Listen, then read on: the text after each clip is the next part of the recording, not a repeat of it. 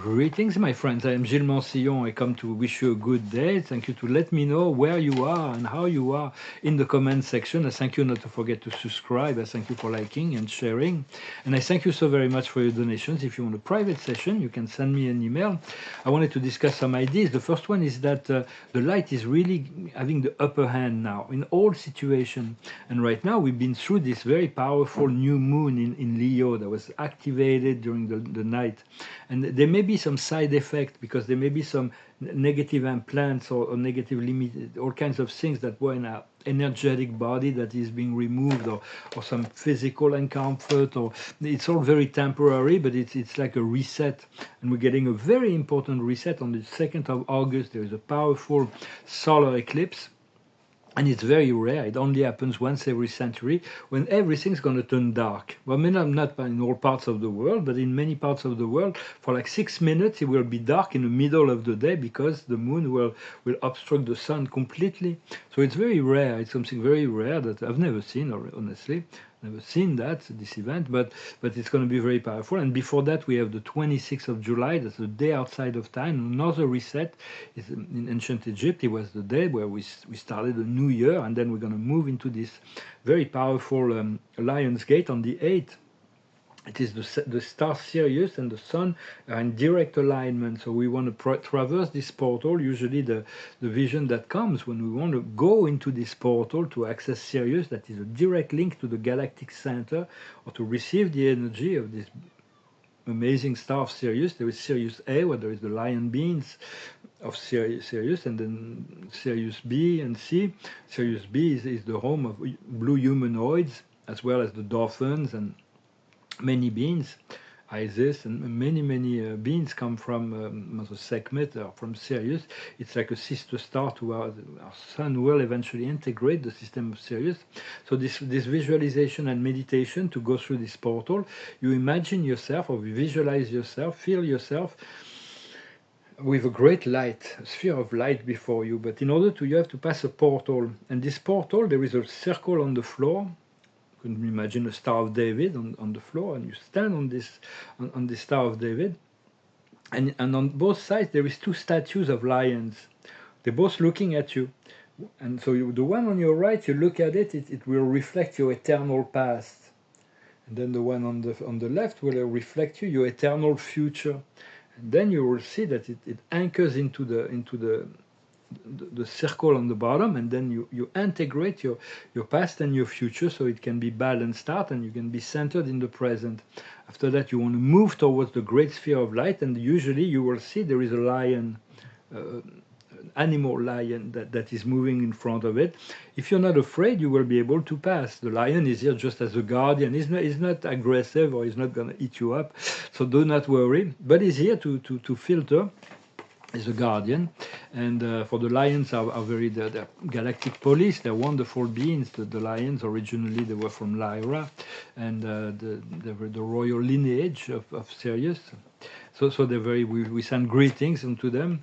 So and there'll be very powerful alignment, as well as on this 8th of August, the three stars of the Orion belt will be fully aligned with the three Pyramid of Egypt. For Orion, I don't go there, honestly. I'm not even sure. I haven't ventured there since in my travel now. I might have been there in my past life, but it's kind of a lot of negative entities come from there. Even the High Council of Orion had to exile itself, not to be subjected to negative energy of that system. But it's a system that had the society that had a lot of influence on the planet Earth.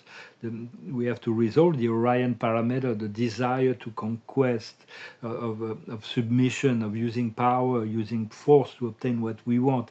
That's very much an Orion parameter. So we need to. He also gave us some positive aspect, like the sense of adventure and exploration.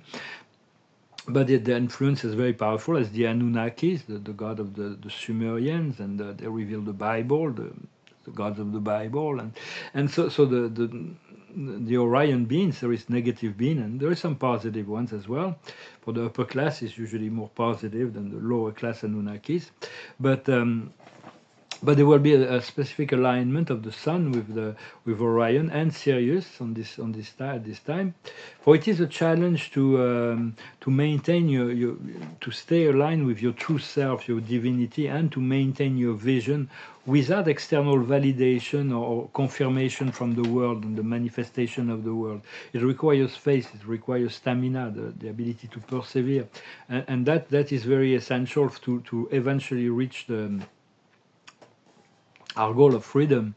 So this eclipse that is coming is like once in a century, so it will bring a great reset in our energy frequency, and and it did take a very long time for the light to have the upper hand on this planet. For 26,000 years, it's been spinning in darkness. So even the darkness was dominant for a very long time. Now the light is finally dominant, because even the Buddha or Jesus or Muhammad or Saint Germain or all those beings brought a lot of light and consciousness to the planet. But they couldn't turn the planet into the ascension. There was too much darkness. People were not interested enough. The consciousness of the mainstream population were not at all ready. The Buddha was very disappointed for that people were not ready, and probably the Christ ended up on the cross. It's like it's very strange energy environment for light beings to choose to come and incarnate. But they knew that it would take some time for humanity to be ready, and I think humanity is ready now for great shift of energy. The key is there is a key that's very important in the ascension, is to put service first. Whenever you have worries or problems, just say, how can I serve today? Because as soon as you shift your ego desiring body or your worries or anything to the soul frequency of service, of unity and service and love, a lot of the problem can be find solution just by shifting your energy and your focal point. So service, to find the ways to serve is very important, and to seek how may I serve today is kind of stepping out of the ego desiring body. So the ascension process can also bring a lot of sadness, a lot of pain, it's very difficult. We have to face all kinds of things. We have to let go of all kinds of things that are not enjoyable,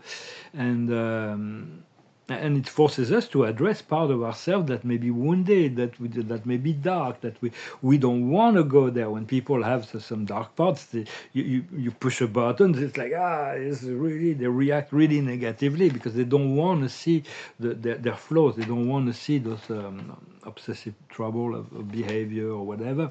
So some people have some very pronounced that, but you can't point it out because they're very sensitive to that. So it has to be a voluntary choice to accept, to address our sensitive parts in order to our wounded self, in order to heal it. And it's important to stay in gratitude, also to send gratitude and to give gratitude and to communicate with gratitude to Mother Earth and the sun. The sun, without the sun, we wouldn't be here. The sun is like God. It gives out light, it gives out heat, it gives them life energy, life power, and you can communicate telepathically with the sun. It's a conscious being. You will see it might respond in a surprising way. And so, because our body is made of the 4 elements of the earth, coming from the 5th element, the ethers of the sun, and then you can also think to bless the elements within your body and in nature. Bless the water element, the Undine, bless the Earth element, the air element within yourself, bless the salamander, the fire element within yourself, and bless the dwarf, the earth element within yourself, as well as your devas that coordinates all of that and integrate the frequency of your Elohim, your God self, who's the creator of your form. So it's like to bless. The water is very important because we're made of 70% water, so continue to bless yourself, to send love and light to your physical body. For the solar activity is increasing more and more. There is more and more. Yet, and this great solar flash, we're waiting for that with anticipation, not knowing how it will affect us. But ascension is essentially an inside job. what is going on is that as we're doing the inner work, we become more receptive to the higher light frequency. We are able more to integrate more level of higher level of higher frequencies of light, and our consciousness expand. So and we have to choose to focus and empower a reality of peace, of harmony, of forgiveness, of joy, of cooperation, and unity, rather than to empower a reality of opposing good and evil and conflict and competition. It's far more, because those are the timelines that are offered. It's like whatever we choose, God will say, well, okay, that's where you want to go. Okay, go there. So it's important to be conscious to readjust all the time when we see that we're going in the wrong direction. We take a breath and go back to the way of love and light. And there's great technologies that will be coming from the galactics that will make our life so much better. And yet we have to realize that no invention can ever trump the divine potential of an enlightened consciousness. I mean, I always loved technology ever since I was very young. I've always communicated with extraterrestrials and envision the development of higher technologies. And I may still have some work that I've been started with the Arcturian long ago, that when I try to find out more, it's amazing technology. I don't even know what it's for, but it looks amazing, and it's like, and I try to find out. Say, yeah, you'll see, you'll know later. It's not the time yet, but it's very interesting to develop it, to address, to make scientific. To create scientific invention that can increase the quality of life, but yet that our divine consciousness, our spark of divine light and consciousness, it will always be superior because it's the presence of God, and God is able to create galaxies. If we're not able to create stars and galaxies, it's not because we cannot do it, it's because we don't know how to do it yet. We haven't achieved the level of creatorship yet that will allow us to participate on that level. So with this power of God, we have all kinds of potential that we realize, and we submit ourselves to follow the path, to follow the way that we are being guided. And when we become lucid, we are able to see the problems, but we also have to see the solutions. Problems and solutions, they come together, but they don't. The problems are usually connected on the lower frame, lower frequency, lower consciousness. But if we seek the solution within that, we get lost in the labyrinth of the mind. But if we raise our consciousness to a higher level, then we can find easier solution. Often it's a lot faster if you get to go into the infinite and receive the information from the cosmic mind into any problems, for God already has solution to our every problems. It's a lot easier than sometimes trying to solve the problem with the same mind that he has created it. As I think it was Albert Einstein that brought up these ideas.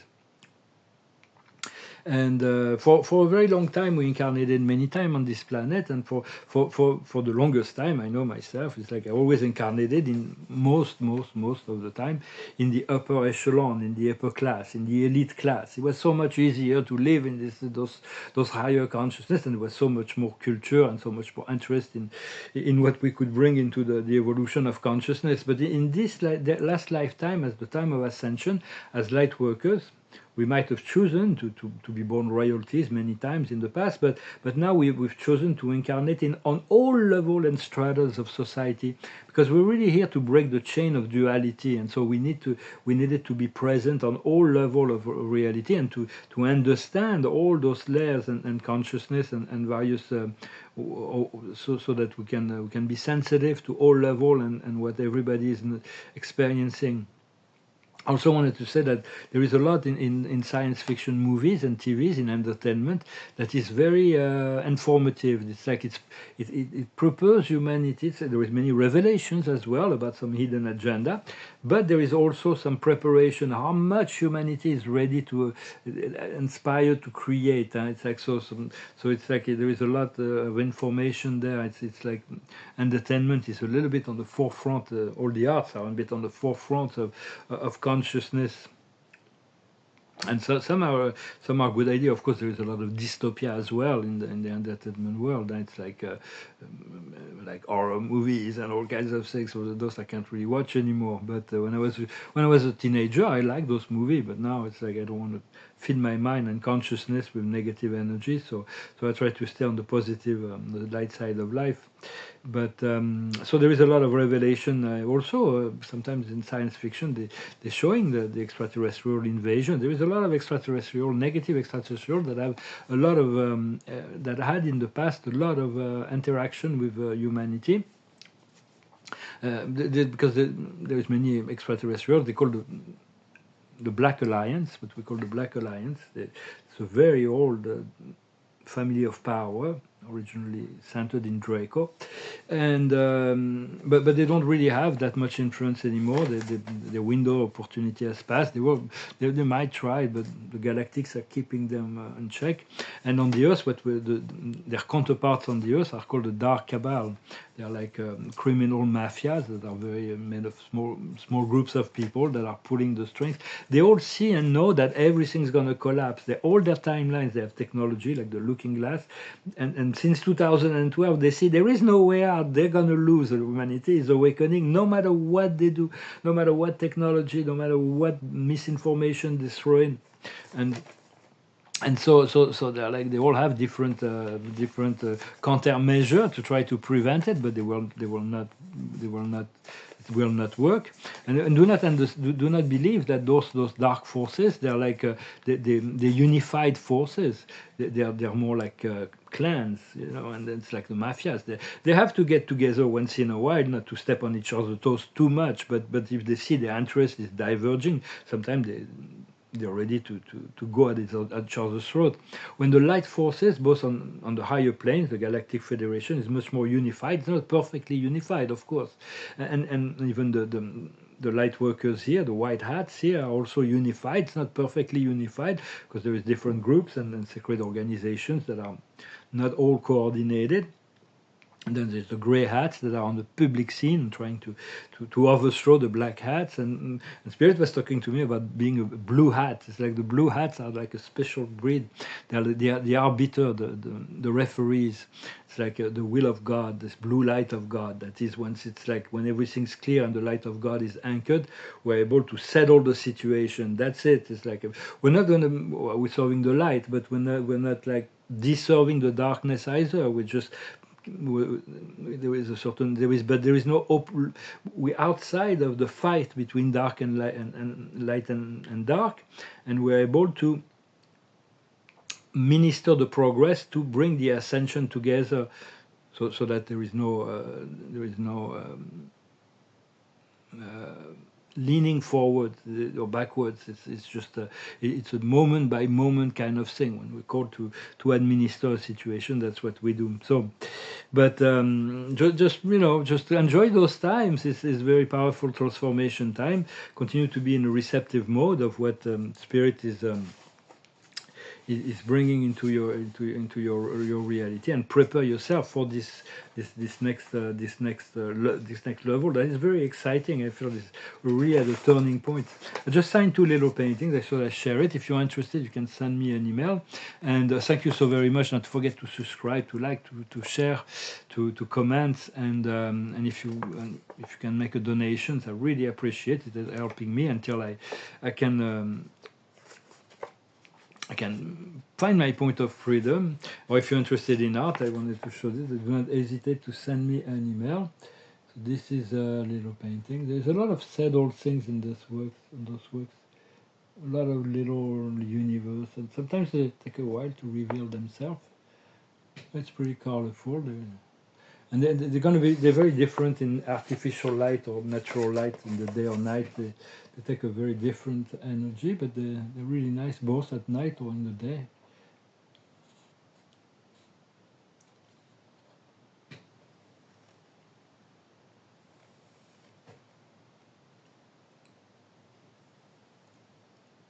Well, my friends, I'm going to finish with sitting and pull some cards just to finish, and I'd like to come and wish you a good day.